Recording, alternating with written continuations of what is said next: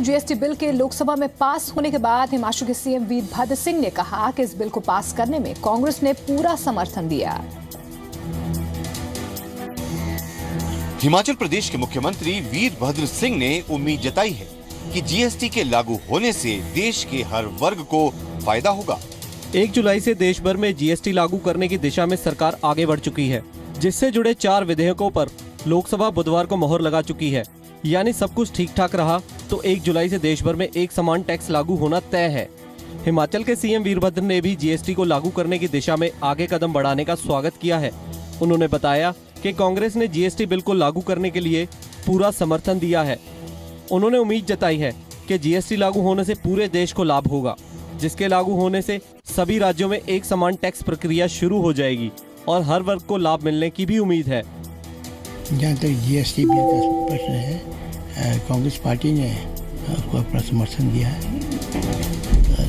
तो we also support it. देश के लिए अच्छा होगा, और जब देश के लिए अच्छा होगा तो प्रदेश के लिए अच्छा होगा। लोकसभा ने बुधवार को वस्तु एवं सेवा कर से जुड़े 4 विधेयकों को मंजूरी दे दी थी। सरकार ने आश्वस्त किया है कि नई कर प्रणाली में उपभोक्ता और राज्यों के हितों को सुरक्षित रखा गया है। मुख्यमंत्री वीरभद्र सिंह का कहना है कि कांग्रेस ने शुरू से ही जीएसटी बिल का समर्थन किया है। मोहित प्रेम शर्मा, जी मीडिया, शिमला। हिमाचल में फाइनल से पहले सेमीफाइनल माने जा रहे भोरंज उपचुनाव को जीतने के लिए कांग्रेस ने एड़ी चोटी का जोर लगा दिया। भोरंज उपचुनाव में बीजेपी को पटखनी देने के लिए सीएम वीरभद्र सिंह ने पूरी ताकत झोंकने की बात कही है। भोरंज उपचुनाव में जीत दर्ज करना हिमाचल कांग्रेस के लिए साख का सवाल बन चुका है। यहाँ बीजेपी पिछले 27 सालों से कब्जा जमाई बैठी है। बीजेपी के गढ़ को ध्वस्त करने की खातिर कांग्रेस भी बेकरार है। यही वजह है कि हकीकत जानते हुए भी सूबे के सीएम भोरंज विधानसभा सीट जीतने की खातिर पूरा जोर लगाने की बात कह रहे हैं। मैं ठीक है, हम चैलेंज करेंगे शुरू को। जब लड़ना है तो पूरी लड़ाई लड़ेंगे। हालांकि आपका ठीक है कि पिछले कुछ चुनाव से भाजपा उस चुनाव क्षेत्र में जीतती आई है, मगर इस वक्त हम पूरी कोशिश करेंगे कांग्रेस पार्टी जीते। भोरंज विधानसभा उपचुनाव के मद्देनजर सीएम ने विधानसभा बजट सत्र के समय से पहले अनिश्चित काल के लिए स्थगित करने के संकेत दिए हैं। लगे हाथ उन्होंने सदन में विपक्ष पर गैर जिम्मेदाराना रवैया अपनाने का भी आरोप जड़ा। उनका हमेशा जो है नेगेटिव एटीट्यूड लग रहा है। वो बजाय इसके कि वो विधानसभा की कार्रवाई में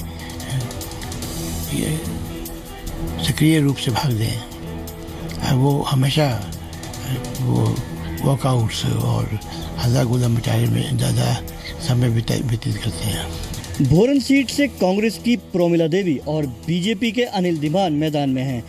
पूर्व शिक्षा मंत्री ईश्वरदास धीमान के निधन के बाद ये सीट खाली हुई है। शिमला से मोहित प्रेम शर्मा के साथ अरविंदर सिंह, जी मीडिया।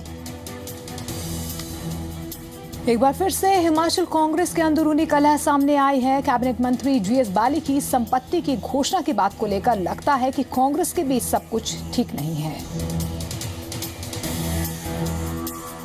कैबिनेट मंत्री जीएस बाली की संपत्ति घोषणा पर मुख्यमंत्री वीरभद्र सिंह की टिप्पणी ने एक बार फिर कांग्रेस में गुटबाजी को हवा दे दी है। हिमाचल के कैबिनेट मंत्री जीएस बाली ने संपत्ति की घोषणा क्या की, खुद सीएम वीरभद्र सिंह और विपक्ष ने उन पर चुटकी ले ली। इस बीच जब मीडिया ने बताया कि प्रदेश कांग्रेस अध्यक्ष सुखविंदर सिंह सुक्खू ने बाली के कदम की तारीफ की है और आने वाले चुनावी घोषणा पत्र में इसे शामिल किए जाने की बात कही, तो वीरभद्र सिंह के बयान ने सबको चौंका दिया। सीएम ने 2 टूक कह दिया कि चुनावी घोषणा पत्र को तय करने में प्रदेश कांग्रेस अध्यक्ष का कोई रोल नहीं होगा। यहीं से कांग्रेस की गुटबाजी एक बार फिर से सतह पर आ गई। उन्होंने अपनी प्रॉपर्टीज को डिस्प्ले किया है, अच्छी बात है, मगर जरूरी नहीं है कि सबको ये करना चाहिए। पोल का मैनिफेस्टो बनाने में वर्तमान अध्यक्ष का कोई हाथ नहीं होगा। उधर हिमाचल प्रदेश में विपक्ष के नेता प्रेम कुमार धूमल ने कहा है कि चुनाव के समय आयोग को सभी संपत्ति का ब्यौरा देते हैं। साथ ही बाली को सीएम से समर्थन न मिलने पर भी चुटकी ली। बीजेपी ने जो करना होगा अपने तौर पे करेगी, बाली को फॉलो करके थोड़े करेगी। कांग्रेस वाले कितने फॉलो करते हैं जो बाली ने घोषणा की है, इस बात को देखते हैं। अब क्या कांग्रेस के सब लोग अपनी प्रॉपर्टी घोषित करते हैं, इस बात का इंतजार रहेगा। वैसे भी हर विधायक जब चुनाव होता है तो हर उम्मीदवार को अपनी प्रॉपर्टी का विस्तृत जानकारी देनी होती है, पूरी डिटेल देनी होती है, वो देते ही हैं। इन्होंने कुछ महीने पहले दे दी, अच्छी बात है। इससे पहले भी कांग्रेस अध्यक्ष सुखविंदर सिंह सुक्खू और मुख्यमंत्री वीरभद्र सिंह के बीच बेरोजगारी भत्ते और संगठन में नियुक्तियों को लेकर मतभेद जगजाहिर हो चुके हैं। मोहित प्रेम शर्मा, जी मीडिया, शिमला। शिमला में एबीवीपी के कार्यकर्ताओं ने हिमाचल सरकार के खिलाफ आक्रोश रैली निकाली और सरकार पर शिक्षा के निजीकरण और छात्र हितों से खिलवाड़ करने के आरोप लगाए। एबीवीपी ने मांग की है कि कॉलेज और यूनिवर्सिटी में लागू रूसा सिस्टम को तुरंत प्रभाव से हटा दिया जाए। हिमाचल यूनिवर्सिटी और कॉलेज में लागू रूसा प्रणाली के खिलाफ एबीवीपी ने शिमला में आक्रोश रैली निकाली, जिसमें बीजेपी समर्थित छात्र संगठन के हजारों छात्र शामिल हुए। एबीवीपी नेताओं ने प्रदेश सरकार पर शिक्षा के निजीकरण और छात्र हितों से खिलवाड़ करने के आरोप लगाए। उनका तर्क है कि सूबा सरकार ने बिना तैयारी किए ही रूसा को लागू कर दिया। इसके अलावा एबीवीपी ने सूबे में छात्र संघ चुनाव फिर से बहाल किए जाने की मांग की। बेरोजगारों को बेरोजगारी भत्ता देने और निजी स्कूलों की फीस वृद्धि पर रोक लगाने के लिए एबीवीपी नियामक आयोग के गठन की मांग कर रहा है। विद्यार्थी परिषद का एक बहुत स्पष्ट मांग है, इसमें हम लोग 58 मांग रखे हैं। इसमें इम्पोर्टेंट मांगे हैं और रूसा के नाम पर पूरे प्रदेश में वो सेमेस्टर प्रणाली को लागू किया है। वो एक अनसाइंटिफिक है और लागू प्रणाली को लागू किया है, इसको विद्यार्थी परिषद विरोध किया है। वो जल्दी से जल्दी सेमेस्टर प्रणाली को वापस लेने के लिए विद्यार्थी परिषद आज मांग करते हैं। और साथ में वो बेरोजगारी भत्ता देने का एक वादा वीरभद्र सिंह सरकार जी ने पिछले इलेक्शन के संदर्भ में दिए थे। अभी तक वो बेरोजगारी भत्ता नहीं दे रहा है। प्रदेश सरकार पर शिक्षा के निजीकरण का आरोप एबीवीपी काफी पहले से लगाती रही है। शिमला से मोहित प्रेम शर्मा के साथ यशराज, जी मीडिया। वहीं सीएम वीरभद्र सिंह ने एबीवीपी की मांगों को सिरे से खारिज कर दिया है। सीएम का कहना है कि छात्रों के भविष्य को और ज्यादा संवारने के लिए रूसा को लागू किया गया। बीजेपी समर्थित छात्र संगठन एबीवीपी की दोनों प्रमुख मांगों को सीएम वीरभद्र सिंह ने खारिज कर दिया है। छात्र संघ चुनाव बहाल करने और रूसा प्रणाली को बंद किए जाने की एबीवीपी की मांग पर सूबे के सीएम ने दो टूक जवाब दिया है। सीएम वीरभद्र सिंह ने साफ किया है कि रूसा प्रणाली छात्रों के सुनहरे भविष्य के मद्देनजर लागू की गई है, जिसे सरकार कतई वापस लेने के मूड में नहीं है।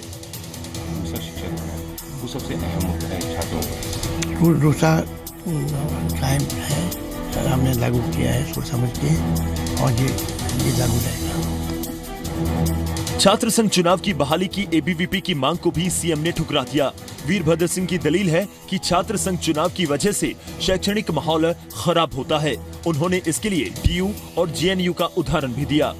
मैं समझता हूँ कि इस ऐसे इससे माहौल खराब होता है।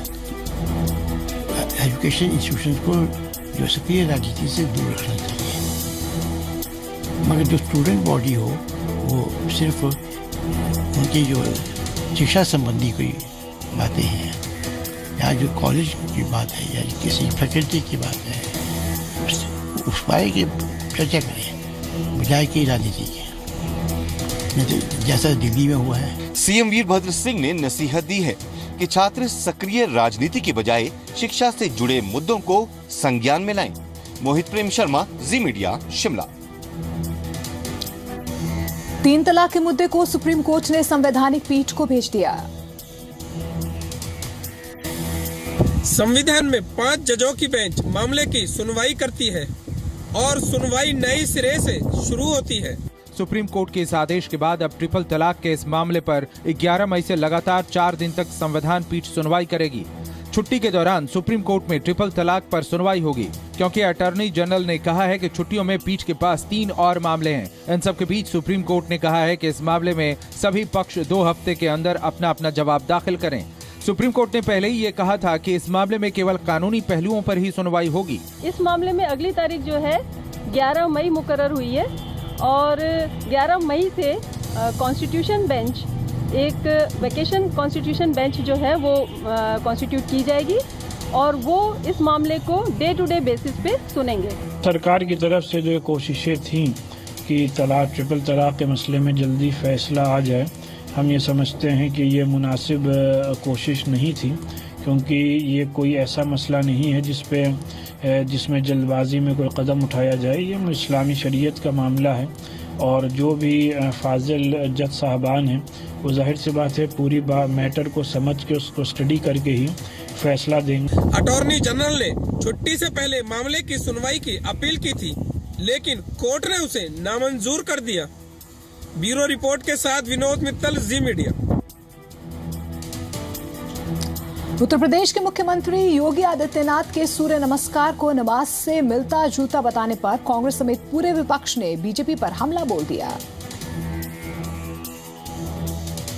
योगी ने कहा था कि सूर्य नमस्कार में जितने आसन और मुद्राएं आती हैं वे नमाज पढ़ने की क्रिया से मिलती जुलती हैं। उत्तर प्रदेश के सीएम योगी आदित्यनाथ के सूर्य नमस्कार को नमाज से मिलता जुलता बताने वाले बयान को लेकर कांग्रेस समेत पूरे विपक्ष ने बीजेपी पर हमला बोला है।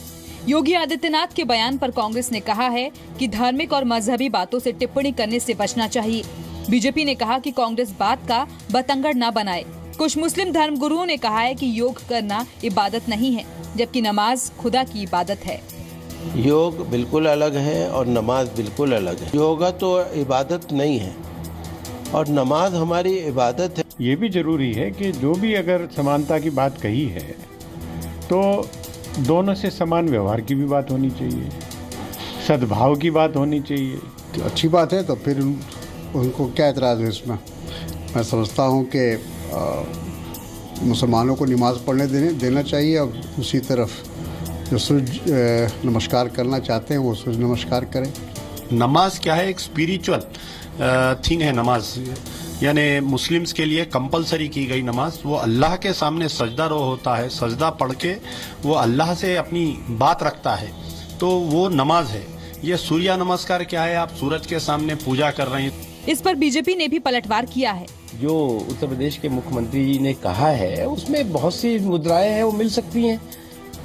जो अच्छा लगे उसे अपना लो, जो बुरा लगे उसे जाने दो। इसलिए इस तरह की चीजों को मुझे लगता है कि न इस पे सियासत की जानी चाहिए, न बात का बतंगड़ बनाना चाहिए। बता दें कि योगी आदित्यनाथ ने कहा था कि समाज को तोड़ने वाले कुछ लोगों की वजह से सूर्य नमस्कार का विरोध किया जाता रहा है। योगी आदित्यनाथ ने कल लखनऊ में 3 दिवसीय योग शिविर के दौरान ये बातें कही थी। ब्यूरो रिपोर्ट के साथ दिनेश कुमार, जी मीडिया। जम्मू कश्मीर के डीजीपी ने कश्मीरी नौजवानों को पत्थरबाजी से दूर रहने की सलाह दी। मंगलवार को आतंकियों से मुठभेड़ के दौरान सुरक्षा बलों पर पथराव हुआ था। जम्मू कश्मीर के डीजीपी ने कश्मीरी नौजवानों को पत्थरबाजी से दूर रहने की सलाह दी है। आतंकी मुठभेड़ के दौरान सुरक्षा बलों पर पत्थरबाजी करने वाले कश्मीरी युवाओं को जम्मू कश्मीर के डीजीपी एसपी वैद्य ने एनकाउंटर वाली जगहों पर न जाने की नसीहत दी है। डीजीपी ने कहा कि बंदूक से निकली गोलियां किसी को पहचानती नहीं है। The youth coming to the encounter site they are committing suicide. Bullet does not see who's coming and who it will hit. So my appeal to all the young boys is, as in the past, they should remain in their homes and not come to the site of encounters. वैद्य ने यह भी कहा कि social media के जरिए युवाओं का brain wash किया जा रहा है। बता दें कि मंगलवार को एनकाउंटर के दौरान सुरक्षा बलों पर पथराव हुआ था। एनकाउंटर में एक आतंकी और 3 पत्थरबाज मारे गए थे। 12 अप्रैल को अनंतनाग लोकसभा सीट के लिए उपचुनाव होना है, जिसके लिए आतंकी लगातार माहौल बिगाड़ने की कोशिश कर रहे हैं। ब्यूरो रिपोर्ट के साथ अजय महाजन, जी मीडिया। हरियाणा के 50 स्कूलों में पहली क्लास के बच्चों को होमवर्क नहीं करना पड़ेगा, यहां तक कि उन्हें बैग लाने की जरूरत नहीं है। हरियाणा सरकार सरकारी स्कूलों के छोटी कक्षाओं में पढ़ने वाले बच्चों को भारी भरकम बैग के बोझ से मुक्ति दिलाने जा रही है। हरियाणा में सरकारी स्कूलों के पहली क्लास के बच्चों को जल्द ही एक बड़ी खुशखबरी सुनने को मिलेगी कि अब उन्हें स्कूल में ना ही भारी भारी बैग ढोकर ले जाने पड़ेंगे और ना ही कोई होमवर्क मिलेगा। बच्चे खाली हाथ स्कूल जाएंगे और स्कूल में ही बच्चों को किताबें और नोटबुक मुहैया कराई जाएंगी। जो पढ़ाई होनी है स्कूल में ही होगी और फिर बच्चे खाली हाथ बिना बैग लिए ही घर लौट जाएंगे। हरियाणा शिक्षा विभाग इसे 50 स्कूलों में पायलट प्रोजेक्ट के तौर पर शुरू करने जा रही है, जिसके कामयाब होने पर इसे पूरे प्रदेश में लागू किया जाएगा।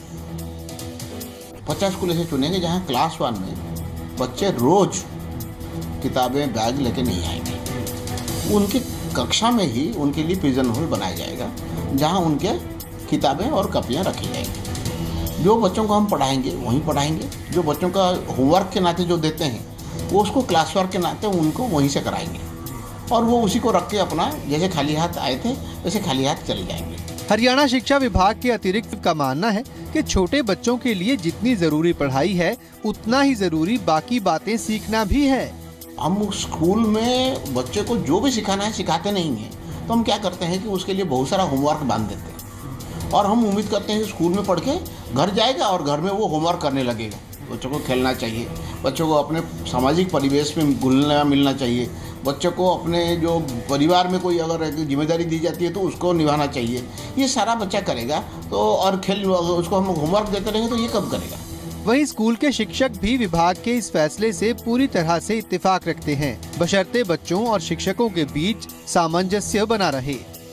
बच्चों के लिए तो अच्छा रहेगा, टीचर्स के लिए थोड़ी सी रिस्पॉन्सिबिलिटी बढ़ जाएगी। उनके बीच में एक रिलेशनशिप बना रहे बच्चों और टीचर्स के बीच में, तब तो ये चीज स्कीम लागू हो सकती। फिलहाल पायलट प्रोजेक्ट के तौर पर 50 स्कूलों से इसकी शुरुआत की जाएगी, जहां पहली कक्षा के बच्चों को यह राहत मिल जाएगी। कुलवीर दीवान, जी मीडिया, चंडीगढ़। यमुनानगर में शराब के ठेकों के खिलाफ अनोखा प्रदर्शन देखने को मिला। यमुनानगर में गली मोहल्ले में शराब का ठेका शिफ्ट किए जाने का महिलाओं ने अनोखे अंदाज में विरोध किया है। नवरात्र के दिनों में मंदिरों और घरों में पूजा पाठ और कीर्तन आम बात है, लेकिन यमुनानगर में कीर्तन करती ये महिलाएं एक शराब के ठेके के बाहर खड़ी हैं। आप सोच रहे होंगे कि आखिर महिलाओं को शराब के ठेके के बाहर कीर्तन करने की क्या जरूरत आन पड़ी है। दरअसल हाईवे से शराब के ठेके हटाए जाने के आदेश पर अमल जरूर हुआ, लेकिन ठेके गली मोहल्ले के बीचों बीच शिफ्ट कर दिए गए। इससे गुस्साई महिलाओं ने शराब ठेकेदार के खिलाफ मोर्चा खोल दिया है। बकायदा महिलाओं ने आरती करके अपना विरोध दर्ज कराया, मौके पर जमकर नारेबाजी भी की। शराब ठेकेदार के कारिंदे कहीं कोई गड़बड़ न कर दें, इसकी खातिर पुलिस भी समय रहते मौके पर पहुंच गई। महिलाओं का कहना है कि जब तक शराब का ठेका यहाँ रहेगा वो अपनी जगह से नहीं हिलेंगी और ना ही किसी को इन ठेकों से शराब खरीदने देंगी। महिलाओं के प्रदर्शन के मद्देनजर और सुरक्षा से खिलवाड़ की आशंका के मद्देनजर पुलिस ने मौके पर मोर्चा संभाल रखा था। यमुनानगर से वीना रानी, जी मीडिया। हरियाणा के सीएम नवरात्र के मौके पर मां मनसा देवी के मंदिर पहुंचे और वहां की कैशलेस व्यवस्था का जायजा लिया। हरियाणा के मुख्यमंत्री मनोहर लाल खट्टर ने पंचकुला के मनसा देवी मंदिर में जाकर मत्था टेका और प्रदेशवासियों को नवरात्रों की शुभकामनाएं दी। देश भर में नवरात्र की धूम है। इस पावन मौके पर नवरात्र के तीसरे दिन हरियाणा के सीएम मनोहर लाल भी माता मनसा देवी के दरबार पहुंचे, जहां उन्होंने माता मनसा देवी के दर्शन कर विधिवत पूजा अर्चना की। इस मौके पर सीएम ने मंदिर में कैशलेस दान व्यवस्था का भी जायजा लिया और मंदिर के प्रयास की सराहना की। अच्छा सराहनीय कदम है और सारे समाज में जो भी संस्थाएं हैं, मंदिर हैं, धार्मिक हैं, सामाजिक हैं, सरकारी हैं, गैर सरकारी हैं, सब स्थानों पर यदि कैशलेस का बढ़ावा मिलेगा तो अपने आप में एक देश के अंदर एक अच्छा मूव है, ताकि कैश के बिना ये सारी चीज़ें अगर चलती हैं तो बहुत सी चीज़ों का इसमें समाधान होगा, हल। मंदिर में बंद पैकेट के जरिए दूध का चढ़ावा चढ़ाया जा रहा है, ताकि चढ़ावे के रूप में मिले दूध को गरीब और जरूरतमंद की मदद में इस्तेमाल किया जा सके। सीएम मनोहर लाल ने इस पहल की तारीफ की है। वो दिन अब दूर नहीं जब देश के कोने कोने में हवाई कनेक्टिविटी होगी और देश के आम आदमी का हवाई सफर का सपना सच होगा। आरएसी ने पहले राउंड की बोली पर मोहर लगा दी है। 5 एयरलाइंस ऑपरेटर्स को कुल 128 रूट्स पर ऑपरेशंस की इजाजत मिली है। अब जल्द ही देश के आम आदमी का ये सपना हकीकत में तब्दील होने वाला है। अब से सिर्फ 4 से 6 महीनों में देश का हर एक नागरिक सिर्फ 2,500 रुपए में हवाई सफर का मजा ले सकेगा। सरकार ने उड़ान स्कीम के तहत रूट का फैसला कर लिया है। उड़ान यानी उड़े देश का आम नागरिक स्कीम के तहत पहले राउंड में 5 ऑपरेटर चुने गए हैं। ये ऑपरेटर 43 एयरपोर्ट से 128 रूट पर सर्विस देंगे। पहले राउंड की बोली जीतने वाले में alliance air, air Odisha, SpiceJet, air Deccan और टर्बो मेगा जैसे एयरलाइंस ऑपरेटर्स शामिल हैं। Private charter firm air Deccan और एयर ओडिशा को 50 रूट मिले हैं। इस स्कीम के तहत 1 घंटे की उड़ान के लिए टिकट की अधिकतम कीमत 2,500 रुपए होगी। स्कीम के लिए 11 बिडर्स ने बोली लगाई थी। लुधियाना के भैणी साहिब में बीते 150 साल से गुरबानी और क्लासिकल संगीत सिखाने का दौर चला आ रहा है। इस समय हम लुधियाना के गांव भैणी साहब में हैं, जहां पर पिछले 150 सालों से एक संगीत सिखाने की परंपरा चली आ रही। जी मीडिया की टीम इसी को लेकर आज यहां पहुंची है।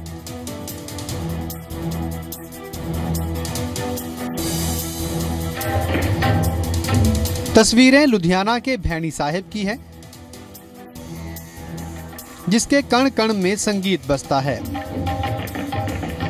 बीते 150 साल से यहाँ गुरबानी और क्लासिकल संगीत सिखाने का दौर चला आ रहा है। गुरु और संगीत से लगाव ऐसा कि 4 साल की उम्र से बच्चे यहाँ संगीत सीखने पहुँचने लगते हैं। बच्चों को यहाँ सितार, संतूर, दिरुबा, सारंगी, बांसुरी आदि सिखाया जाता है। 150 के करीब बच्चे संगीत सीख रहे हैं, जबकि कई बच्चे देश विदेश में नाम कमा चुके हैं।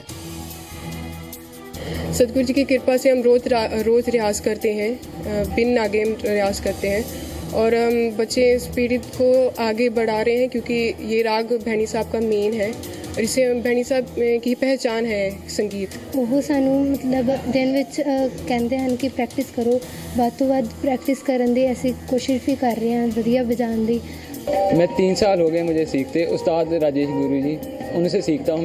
मैं एक ताल, 3 ताल, झप ताल, रूपक ताल ये सब में सीख चुका हूँ। भैणी साहिब के सेवादार हरपाल सिंह मानते हैं कि 1857 में नामधारी समुदाय के गुरुजी ने संगीत सिखाने की परंपरा शुरू की थी, जो आज तक चल रही है। ऑस्ट्रेलियाई खिलाड़ियों के साथ दोस्ती खत्म होने वाले बयान पर विराट कोहली ने सफाई दी। टीम इंडिया के कप्तान विराट कोहली ने कहा कि उनके बयान को बढ़ा चढ़ाकर दिखाया गया है। विराट कोहली ने 2 ट्वीट करके अपने उस बयान पर सफाई दी है कि जो उन्होंने धर्मशाला टेस्ट खत्म होने के बाद हुई प्रेस कॉन्फ्रेंस में दिया था, उसका गलत मतलब निकाला गया। विराट ने ट्वीट किया, प्रेस कॉन्फ्रेंस में मेरे बयान को बहुत बढ़ा चढ़ाकर बताया गया। मैंने पूरी ऑस्ट्रेलियन टीम के बारे में नहीं, कुछ खिलाड़ियों के बारे में बात की थी। विराट ने एक और ट्वीट किया, जिन खिलाड़ियों को मैं जानता हूं, उनके साथ मेरे अच्छे संबंध बने रहेंगे। इसके साथ ही आरसीबी में साथ खेलने वाले खिलाड़ियों से भी मेरे संबंधों में कोई बदलाव नहीं आएगा। वहीं पूर्व ऑस्ट्रेलियाई खिलाड़ी ब्रैड हॉज ने भी विराट कोहली पर दिए अपने बयान पर माफी मांग ली है। हॉज ने कहा कि उनका इरादा कभी किसी को हानि पहुंचाना, आलोचना या अपमान करना नहीं था। ऑस्ट्रेलिया के पूर्व बल्लेबाज ब्रैड हॉज ने धर्मशाला टेस्ट में कोहली के नहीं खेलने पर सवाल उठाया था।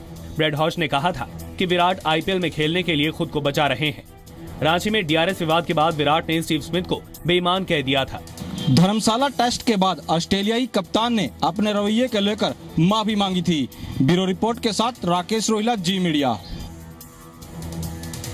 और अब जाते जाते देखिए मौसम का हाल।